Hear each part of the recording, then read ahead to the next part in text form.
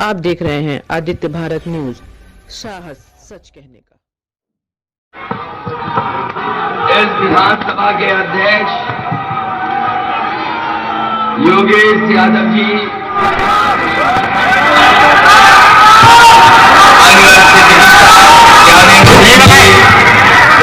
और यहाँ के हमारे समाजवादी पार्टी के नेता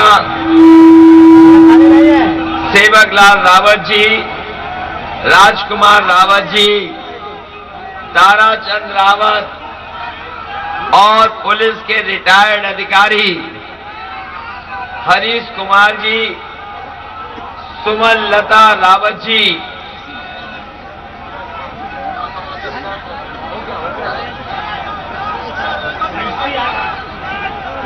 छोटे लाल भारती जी, बालेन्द्र जी, संदीप, दीपक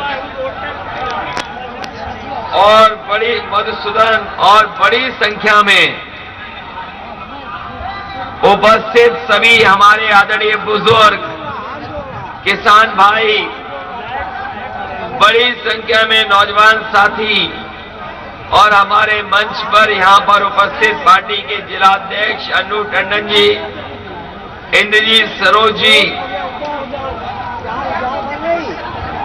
और अरुण शंकर शुक्ला जी और तमाम समाजवादी साथी, मैं सबसे पहले आप सबका बहुत बहुत धन्यवाद और आभार प्रकट करना चाहता हूं। सुबह से लगातार हम लोग चल रहे हैं। सुबह का कार्यक्रम उन्नाव में था और उन्नाव में उस समय कार्यक्रम शहर में हुआ जिस समय बहुत सर्दी थी, पानी बरस रहा था और उसके बावजूद भी वहां का मैदान पूरा भरा हुआ दिखाई दिया। और जब आज उन्नाव का आखिरी कार्यक्रम हो रहा है, मैं ये देख रहा हूं समाजवादी विजय रथ के आसपास जहां बड़ी संख्या में लोग दिखाई दे रहे हैं, हमारे रथ के पीछे भी लोग हैं, रथ के पीछे और बगल में बड़ी संख्या में लोग हैं। जिस मैदान में ये कार्यक्रम चल रहा है, मैं देख रहा हूं पूरा मैदान अभी भी भरा दिखाई दे रहा है। जब इतनी सर्दी हो गई उसके बावजूद भी एक लोग नहीं गए हैं और इतना सफल कार्यक्रम है। जब रात के देर इतनी हो जाए और इतनी बड़ी संख्या में जनता दिखाई दे और जोश और उत्साह के साथ हो, तो ये जोश और उत्साह बता रहा है कि इस बार उन्नाव में बदलाव होगा और समाजवादी पार्टी की ऐतिहासिक जीत होगी। जहां भारतीय जनता पार्टी आज हर वर्ग के लोगों के साथ उन्होंने धोखा किया है। मैं जानता हूं सवेरे से आपने भाषण सुने होंगे, सब बातें आपको बताई जा चुकी होंगी, लेकिन बताओ हमारे किसान भाइयों, आप राजधानी के बिल्कुल बगल में रहते हो, आपसे सबसे कम दूरी है मुख्यमंत्री की। बताओ किसान भाइयों, ये बीजेपी ने बताया था कि पैदावार की आय दोगुनी कर देंगे। यहां जितने किसान खड़े हैं, बताओ किसान भाइयों, आपकी किस पैदावार की आय दोगुनी हो गई है? यहां धान आपका जब खेत में आया होगा, जब आप धान तैयार कर लिया था, बताओ धान की आपकी लूट हो गई कि नहीं हो गई? और अभी जब आप खाद लेने गए थे, बताओ किसान भाइयों, खाद आपको मिली कि नहीं मिली? और अगर खाद मिल भी गई होगी तो आपकी खाद की बोरी से 5 किलो की चोरी हो गई कि नहीं हो गई? ये बीजेपी के लोग हैं, याद कीजिए, इन्होंने कहा था कि हवाई चप्पल में चलने वाला हवाई जहाज में चलेगा। बताओ कितने हवाई चप्पल वाले हवाई जहाज में बैठ लिए हैं।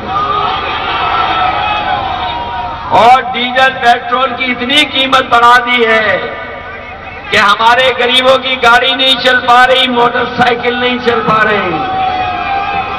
डीजल की कीमत बढ़ गई कि नहीं बढ़ गई? और पेट्रोल 100 रुपए से पार हो गया कि नहीं हो गया? ये सरसों जब आप खेत में तैयार करते हो तो आपको सरसों की कीमत नहीं देती सरकार, और जब सरसों का तेल लेने जाते हो तो बताओ 200 पार हो गया कि नहीं हो गया? इसलिए ये जो बाबा मुख्यमंत्री हैं, ये बाबा मुख्यमंत्री जिन्हें कोई एबीसीडी नहीं पता, हमारे बाबा मुख्यमंत्री को कोई एबीसीडी नहीं पता, ये विकास की एबीसीडी नहीं जानते, और जो जानते हैं उसे भी पकड़ नहीं पा रहे। जिस सांड को ये जानते हैं उस सांड को भी ये पकड़ नहीं पा रहे। जानवर खुले छूटे हुए हैं, गाय मां भूखी मर रही हैं, और सड़कों पे सांड खुले घूम रहे हैं। अभी नौजवानों याद होगा, मुख्यमंत्री जी ने कहा कि हमने लाखों नौकरियां दे दी हैं, करोड़ों रोजगार दे दिए।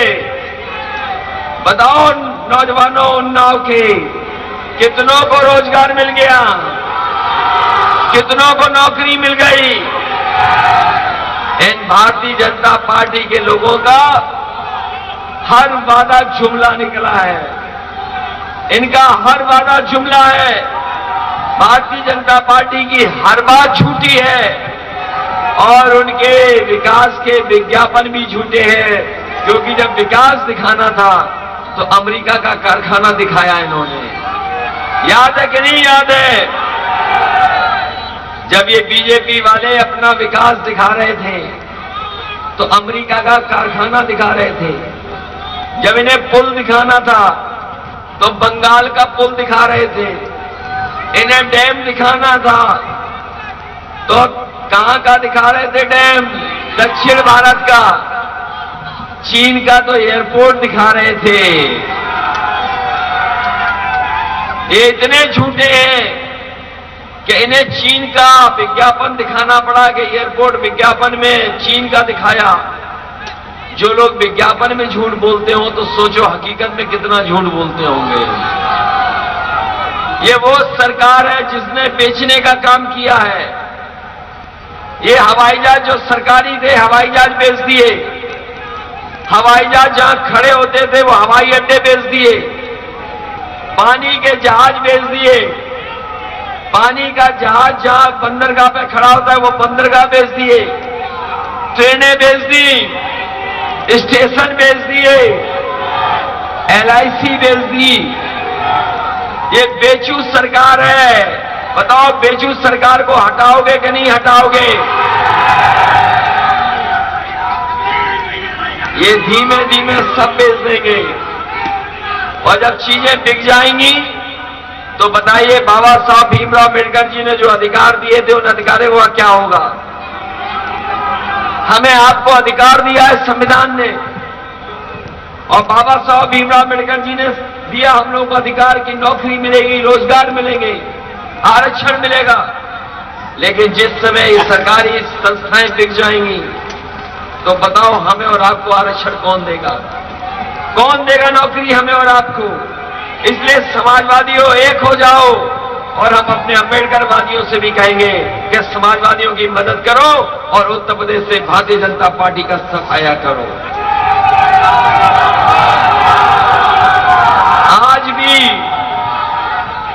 आज भी समाजवादियों के काम सड़कों पर हैं।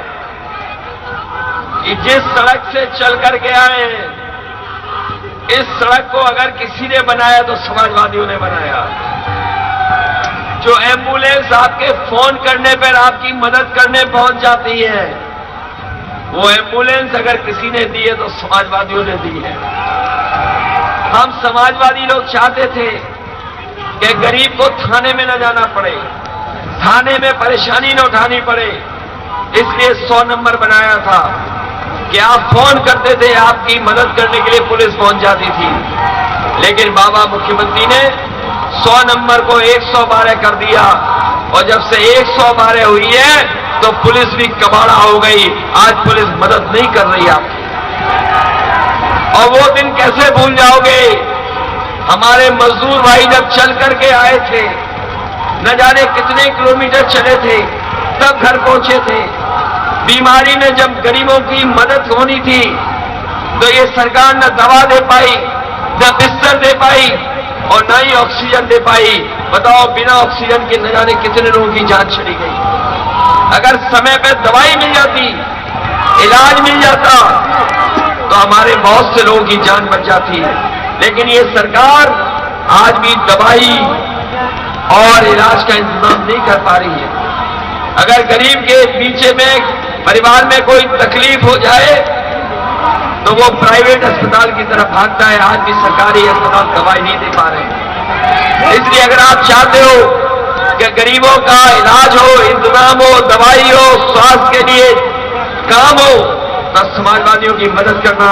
एम्बुलेंस भी दी थी समाजवादियों ने, और अस्पताल भी बनाने का काम अगर किसी ने किया था तो समाजवादी लोगों ने बनाने का काम किया था। आज ये झूठ बोलने वाले लोग, ये झूठ बोलने वाले लोग, बताओ भारतीय जनता पार्टी के लोग झूठ बोलते हैं कि नहीं बोलते हैं? हमारे बाबा योगी मुख्यमंत्री झूठ बोलते हैं कि नहीं बोलते हैं? और अगर योगी होकर के, बाबा होकर के झूठ बोलते होंगे तो सोचो क्या होता होगा उत्तर प्रदेश का।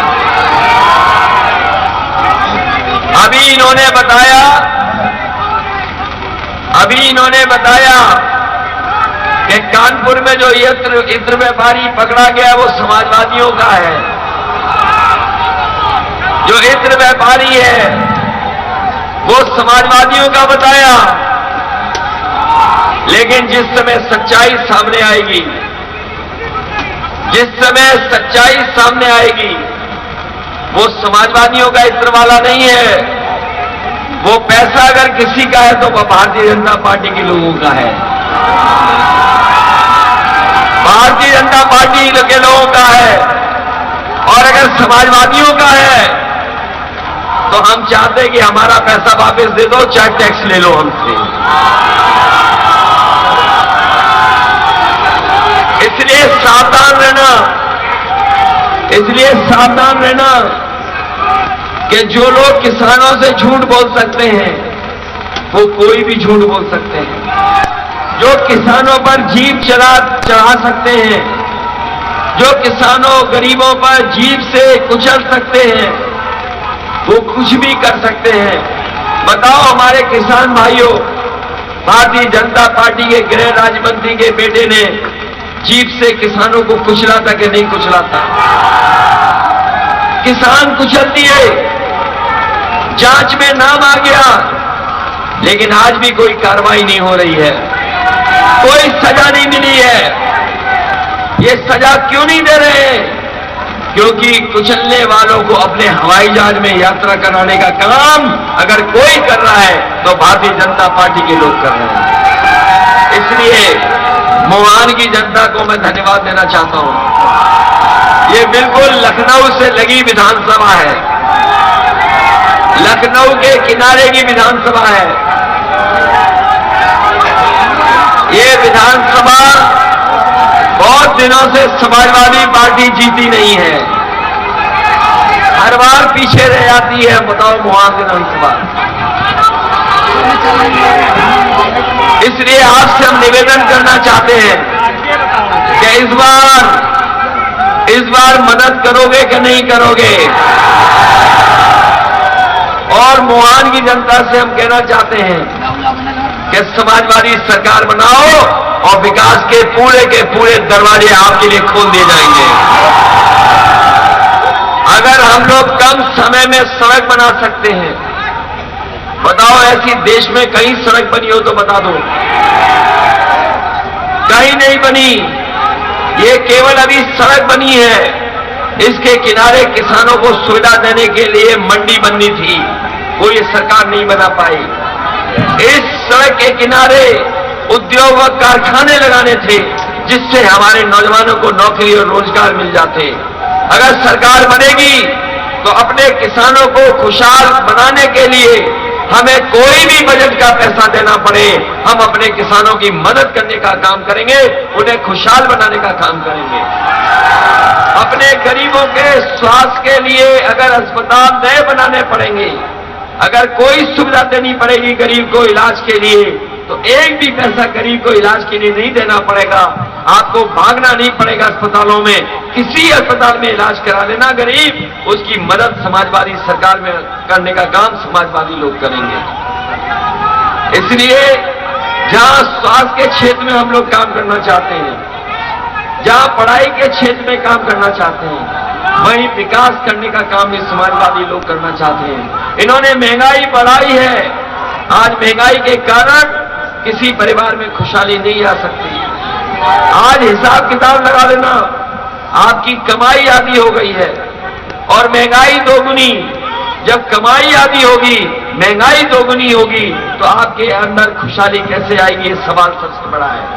इसलिए महंगाई के खिलाफ किसान अपने सम्मान के बचाने के लिए और नौजवान अपनी नौकरी और रोजगार के लिए इस भारतीय जनता पार्टी का सफाया कर देना, यही निवेदन हम आपसे करने आए हैं, आपसे यही अपील करने आए हैं। और अपनी माताओं बहनों को कह के जा रहे हैं, समाजवादी पेंशन 500 रुपए मिलती थी, समाजवादी सरकार बनेगी तो 3 गुना समाजवादी पेंशन अपनी माता बहनों को और गरीब परिवारों को देने का काम करेंगे। इन्हीं शब्दों के साथ हम अपने मंच पे उपस्थित सभी नेताओं का धन्यवाद देते हैं। मंच तक नहीं पहुंच पाए, मंच के सभी नेताओं का धन्यवाद, जिन्होंने समय समय पर जनता को अपनी बात रखने का काम किया है। साथ ही साथ ये पीछे जितने लोग खड़े, इनका धन्यवाद। हमारे दाएं हाथ जो खड़े, उनका भी धन्यवाद। बाएं हाथ में खड़े, धन्यवाद।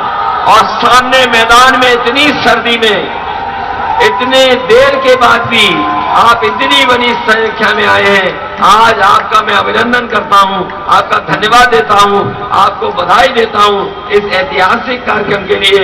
और जो जोश और उत्साह दिखाई दे रहा है, ये बता रहा है कि इसी जोश और उत्साह के साथ जब मतदान होगा तो भारतीय जनता पार्टी उत्तर प्रदेश से और उन्नाव से ऐतिहासिक हार के साथ जाएगी।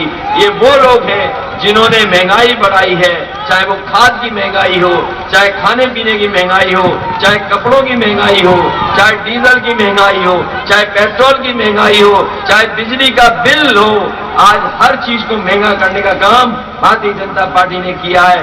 इन्होंने गरीबों की जेब से पैसा निकाल करके अमीरों की तिजोरी भरने का काम किया है। इस चुनाव में यही गरीब, यही किसान, यही नौजवान इस भारतीय जनता पार्टी को सबक सिखाने का काम करेंगे। आप सबका बहुत बहुत धन्यवाद, बहुत बहुत आभार प्रकट करता हूं।